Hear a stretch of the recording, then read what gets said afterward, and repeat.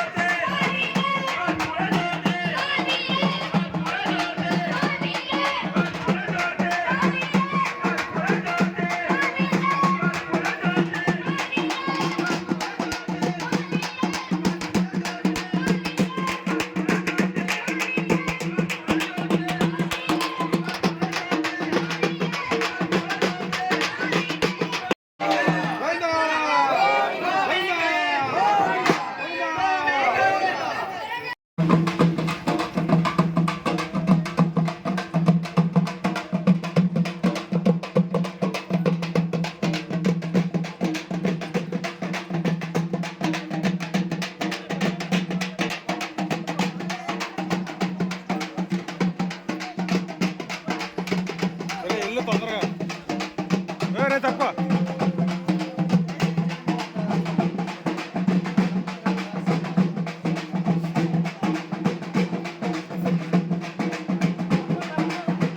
అటు కొట్టురా అటు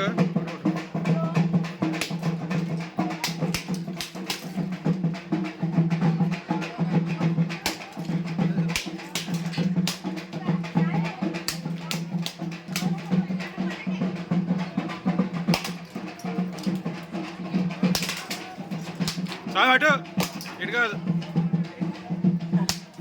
మా మీదకి వచ్చాయంటే ఇక పెంకు ఈ సాంగ్ మనకే వస్తుంది.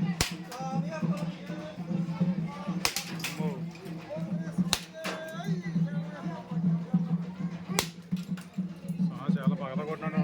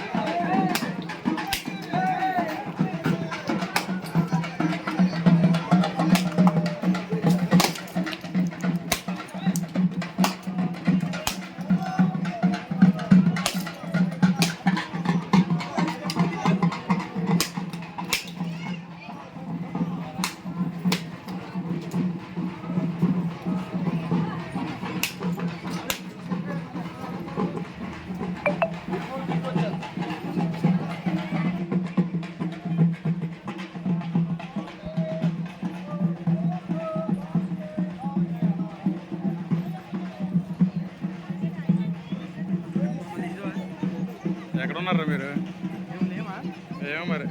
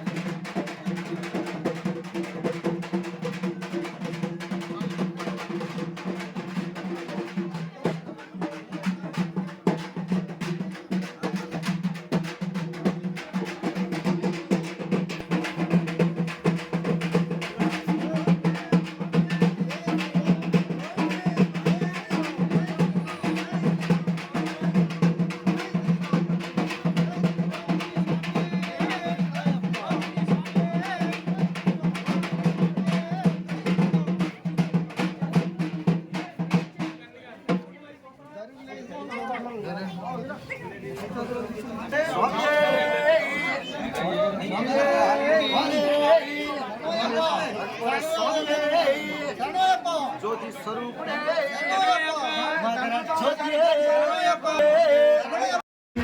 ఒక చిన్న సన్మానం చేద్దామని చెప్పి పురమాయించాం స్వామి. అందరూ కూడా ఈ సన్మానం చూసి ఆనందించాలని చెప్పి కోరుకుంటున్నాం స్వామి. అలాగే మా పరిస్వామి గారిని చేయమని మనస్ఫూర్తిగా కోరుకుంటున్నాం స్వామి. స్వామి శరణమయ్యప్ప. ఆయన చేతులుగా జరిగితే మాకు ఎంతో హ్యాపీ. ఇలాంటి స్వాములు ఇంకా ఎంతో మంది పొడి స్వాముల్లో వచ్చి అయ్యప్ప స్వామి భక్తులని ఆదుకుంటారని చెప్పి మనస్ఫూర్తిగా కోరుకుంటున్నాం స్వామి. స్వామి శరణమయ్యప్ప. స్వామి స్వామి పామర్తి కంగరాజు స్వామి, అలా మిసెస్ గారు వరలక్ష్మి గారు ఒక్కసారి ఈ మన పీఠం ముందుకి రావాల్సిందిగా తెలియజేస్తున్నాం. స్వాములంతా కొంచెం పక్క నుంచి ఉంటే పొడి స్వాములు కూడా ఎంతో మంది చూస్తారు స్వామి. దయచేసి ఎక్కడున్న స్వాములు అక్కడ నుంచోవలసిందిగా తెలియజేస్తున్నాం. స్వాములకు దారే ఉండి స్వామి. స్వామి స్వామి శరణమయ్యప్ప.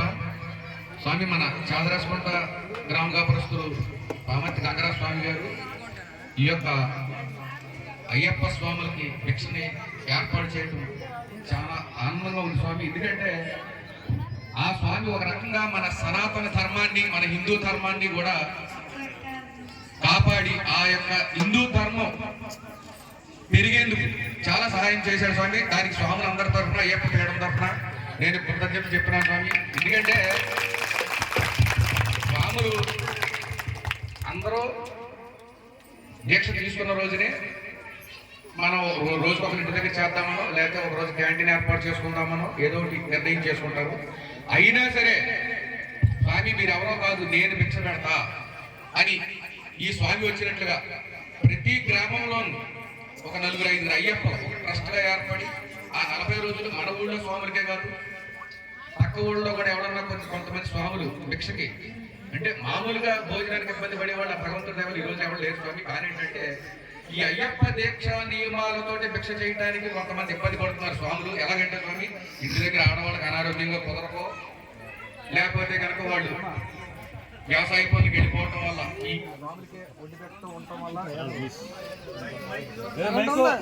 వల్ల ఈ యొక్క స్వాములకే డైలీ వండి పెడుతూ కూర్చుంటే నెల్లాడు కూడా వ్యవసాయ పనులు కరెక్ట్గా వ్యవసాయ పనులు ముమ్మరంగా ఉండే రోజులు ఈ 40 రోజులు దీక్షతో చూసుకుంటే స్వామి జీవన విధానం మొత్తం గుర్తుపడిపోతుందని వ్యవసాయ పనులకు వెళ్ళి చేసుకునే ఆడవాళ్ళు చాలా మంది ఉన్నారు. అలాంటి ఆ కారణంగా కానీ అనేక రకాల కారణాలతో కొంతమంది మాల వేసుకోలేకపోతున్నారు స్వామి. అంటే వాళ్ళకి గడవక కాదు, పుట్టిన అయితే వాళ్ళకి శుభ్రంగా గడుస్తుంది. కానీ దీక్షా నియమాలతో కుదరక ఈ యొక్క క్యాంటీన్లు కానీ ఇలాంటి అన్నదాతలు కానీ ముందుకు లేక చాలా మంది మానేసేవాళ్ళు ఉన్నారు స్వామి. ఇలాగ మన పామర్తి గంగరాజ స్వామి చేసినట్టుగా ప్రతి గ్రామంలోనూ కూడా చేస్తూ ఉంటే ఇంకా అనేక మంది భక్తులు శబరిమల యాత్ర చేస్తూ శబరిమల దీక్ష తీసుకుని ఆ స్వామిని సేవించుకుంటూ ఉంటారు స్వామి.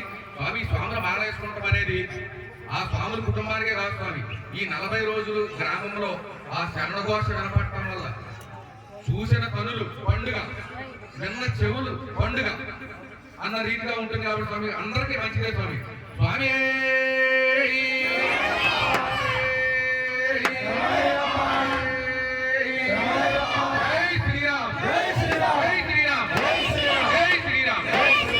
కొంచెం సైడ్ కుంటే పొడి స్వాములు కూడా చూస్తారు.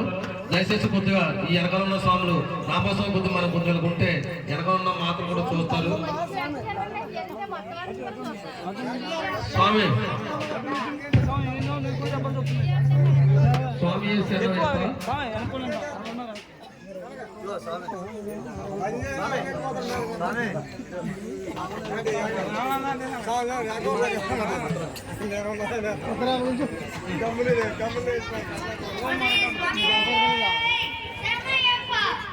కళ్ళ చూద్దు కదా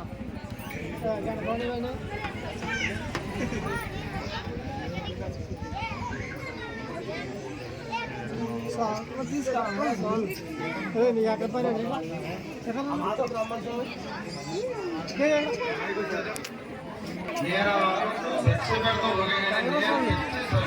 అక్కడ ఉండి పెట్టే మాటలే గొప్ప అంటే మనం తెస్తాం కానీ అక్కడ చేసేవాళ్ళు చాలా మా మిస్సెస్ మొత్తం ఎవరైతే నాకు చేసి పెట్టేసి నాకు చాలా ఆనందంగా ఉంది. దాని గురించి మనం మా సర్కిలే తెచ్చేవాడు కానీ వండి పెట్టేదే గొప్ప మనం మెయిన్. కూర్చోండి స్వామి.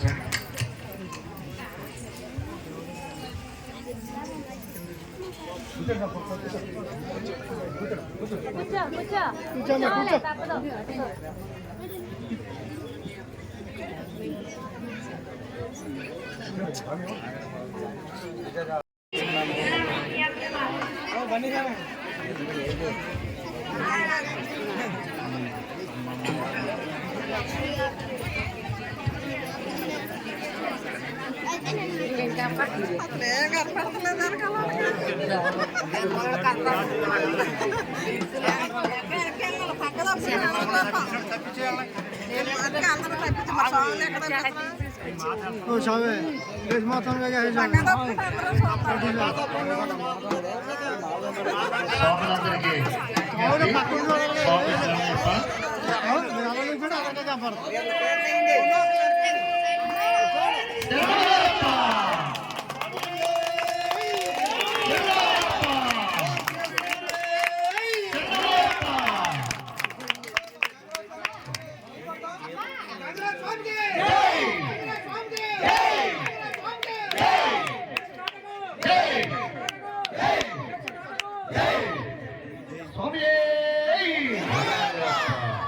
మేము ఈ సంవత్సరం ఎంతో సంతోషంగా ఫస్ట్ టైం 6 రోజుల క్రితమే వచ్చాడు మా దగ్గరికి స్వామి.